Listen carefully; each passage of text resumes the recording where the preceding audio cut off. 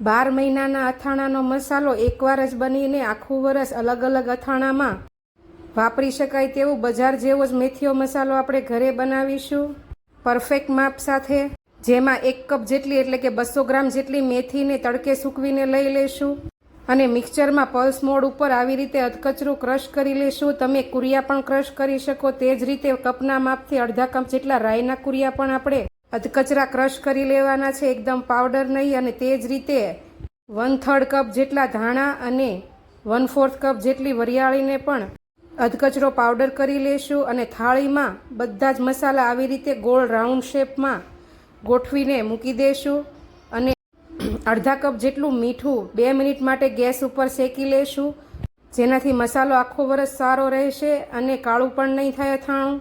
4 મોટી ચમચી જેટલું સિંગ તેલ ગરમ કરીને ઠંડુ પડવા માટે મૂકી દેશું। હવે મીઠું ઠંડુ પડી જાય એટલે થાળીમાં રિંગ શેપમાં પાથરી દેશું। તેની ઉપર 2 મોટી ચમચી જેટલી હિંગ મૂકીશું અને ઠંડુ જેવું તેવું ઠંડુ થયેલું તેલ ઉપરથી રેડીને થાળીની ઉપર બીજી થાળી ઢાંકી દેશું। 5 મિનિટ માટે રહેવા દઈને તેલમાં બધા જ મસાલાઓ મિક્સ કરી દેશું। સાવ ઠંડુ પડી જાય પછી આપણે તેમાં 1 કપ જેટલું કશ્મીરી લાલ મરચું પાવડર એડ કરીશું અને તેને પણ બધા મસાલામાં બરાબર એકસરખું મિક્સ કરી દેશું।